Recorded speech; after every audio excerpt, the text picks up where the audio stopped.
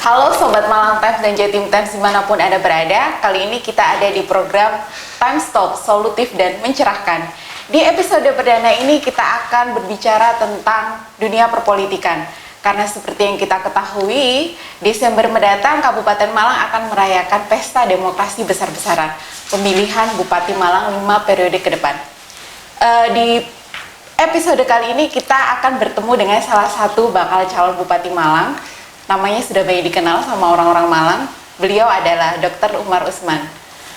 Halo dokter, bagaimana kabarnya? Halo, Alhamdulillah. Alhamdulillah baik ya. Cerah kita. Oke, dokter, tak kenal maka tak sayang. Monggo silakan sih hello dengan teman-teman dari Jatim Times dan Malang Times. Siap. Assalamualaikum. Waalaikumsalam warahmatullahi. Mudah-mudahan sehat ya. Amin. Oke, saya Dr. Umar Usman. Ya, dalam hal ini ya sebagai ketua PCNU di Kabupaten Malang, walaupun juga sehari-hari sebagai direktur rumah sakit RSUD Kota Malang gitu. Jadi ini saya merasa terima kasih atas undangannya untuk acara ini, mudah-mudahan barokah. Amin. Dokter, dari background dari PCNU Kabupaten Malang seperti itu ya, apa yang membuat dokter itu percaya diri untuk maju sebagai bakal calon Bupati Malang di periode berikutnya? Ya, kita harus percaya diri, kita juga harus yakin diri, kita juga harus optimis, karena itu kadang-kadang menjadi doa kita, menjadi spirit kita. Apa yang menjadi tujuan mulia kita yakini, insya Allah di situ akan diijabahi oleh Allah Subhanahu Wa Taala. Oke, ini kan melawan incumbent ini dokter. Nah ini ada strategi khusus. Seberapa besar kepercayaan diri dari dokter Umar melawan incumbent? Ya, dalam hal ini paling tidak kita mempunyai hak individu yang sama ya, masing-masing dari kita mempunyai hak politik untuk mencalonkan, untuk dicalonkan, untuk memilih dan dipilih. Jadi masing-masing juga punya kelebihan dan kekurangan. Saya kira andaikan analisa SWOT itu bagaimana secara internal kita punya kekuatan dan kelemahan, secara eksternal kita punya ancaman dan peluang. Bagaimana membaca itu? Jadi kita menjaga agar ritme dan irama politik di Kabupaten Malang itu adem. Sehingga kita tidak usah jor-joran gambar Kabupaten Malang. Jadi kita berlombanya itu fastabiqul khairat, berlomba dalam hal kebaikan. Tidak boleh saling menyerang dan menjatuhkan. Seyogianya lebih elok kita bagaimana kebaikan itu yang kita lombakan. Kita mempunyai tawaran baik, di sebelah juga punya tawaran baik. Mudah-mudahan ini yang akan dibaca oleh masyarakat Kabupaten Malang.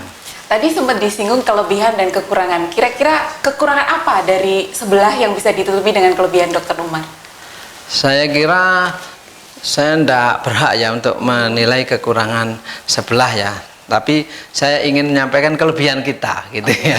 Kelebihan kita. Bagaimana kita berharap bahwa keberadaan Kabupaten Malang kita kemarin sempat mencuat bahwa penduduk miskin kita paling banyak. Nah ini kan, aduh, ada apa? Mari itu kita benahi, sehingga kami berharap masyarakat mempercayai kepada kita. Kita mempunyai prioritas, paling tidak beberapa hal yang kita prioritaskan.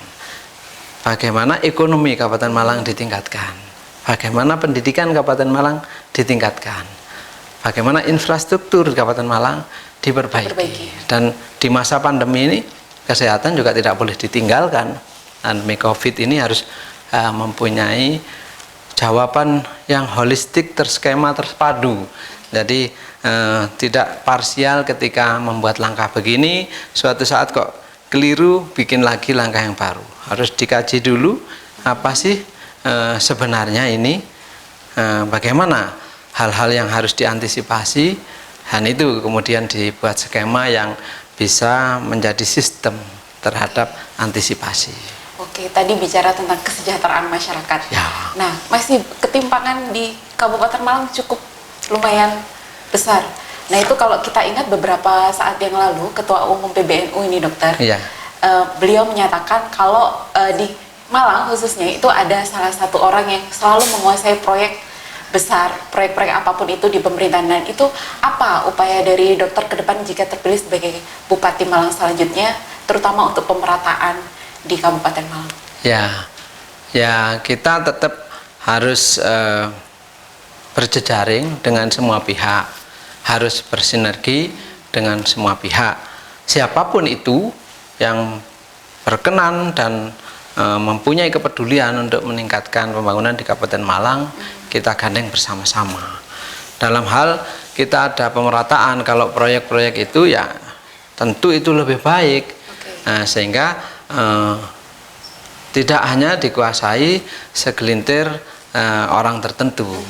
Bagaimana semua masyarakat itu juga berhaklah mempunyai kesempatan yang sama, dan yang lebih penting adalah bagaimana kualitas pelaksanaan pembangunan itu tetap terjaga. Itu yang lebih penting.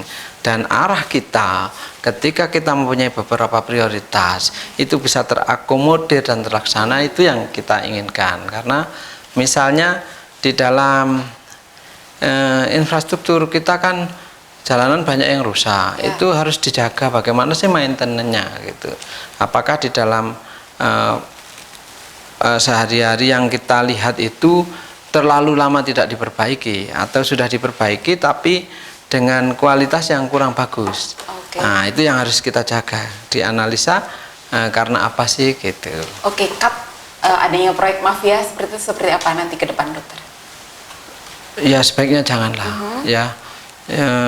Biasanya kalau dalam tanda kutip mafia begitu, itu kan harapannya ingin ada bypass ada bypass yang kadang-kadang untuk keuntungan tertentu. Iya, ini yang dulu dianggap oleh masyarakat di orde-orde yang lalu itu proyek itu hanya formalitas. Kemudian selesai di atas dokumen. Sedang realitanya proyek-proyek itu jauh daripada yang diharapkan. Bahkan itu sempat menjadi sindiran ya. Semakin cepat proyek ini ada lagi semakin bagus. Artinya loh, kalau begitu kan kualitasnya jangan tahan lama, tahan pendek saja supaya segera dibangun. Nah, itu kan ya kurang baik bagi kita gitu. Itu yang terjadi di Kabupaten Malang sampai ya ini. Dulu begitu katanya, ya saya sendiri dengar-dengar saja. Nah sekarang mari kita jaga anggaran negara ini dari rakyat, jangan disia-siakan dengan ya hal-hal yang penyalahgunaan begitu. Harus dijaga dari rakyat ini bagaimana kebaikan untuk rakyat. Bentuk real strateginya sendiri nanti seperti apa ya, dokter? Jadi ya kita paling tidak memang berharap selain ekonomi, pendidikan dan infrastruktur itu, kita berharap jalan-jalan itu bagus semua. Kita berharap jalan-jalan bagus semua. Kita juga ingin ada infrastruktur yang menyambungkan, kita sebut ring road barat di Kabupaten Malang itu, dari pegunungan-pegunungan di utara sampai selatan nyambung, sehingga potensi ekonomi dan potensi masyarakat yang lain itu bisa tergali. Begitu juga di timur, ada ring road timur, mulai dari Ampel Gading sampai bagian utara Kabupaten Malang bisa terjaga. Truk-truk pasir itu kalau mau ke bagian utara nggak usah lewat kota yang macet begitu, jadi terhubung di sana, sehingga transportasi menjadi lebih singkat, potensi-potensi ekonomi juga tergali. Di samping itu kita berharap ada jalan tembus tengah yang JLS yang sudah bagus di selatan dengan aneka panorama pantai yang luar biasa, itu terakses dengan cepat. Nah, ini jalan tembus tengah ini yang menghubungkan sampai ke selatannya itu lebih cepat. Kalau sekarang ini kan masih ingin ke pantai yang bagus, tapi kesananya itu yang jauh lama, sehingga capek di jalan. Nah, itu yang membuat orang sebenarnya kagum dengan pantainya, tapi Setelah ke sana jalannya berkelok-kelok. Pernah ada turis itu so far gitu bilangnya ya. So far. Wih, jauh sekali sampai ke sini. Ya di sana denger-denger nggak jadi menikmati pantainya tapi denger-denger istirahat gitu. Oke, jadi capek di jalan gitu. Capek di jalan Oke. katanya orang-orang. Ini ada beberapa pertanyaan dari netizen, dokter. Oke. Tapi sebelum itu kita break dulu sesaat, habis itu kita balik lagi.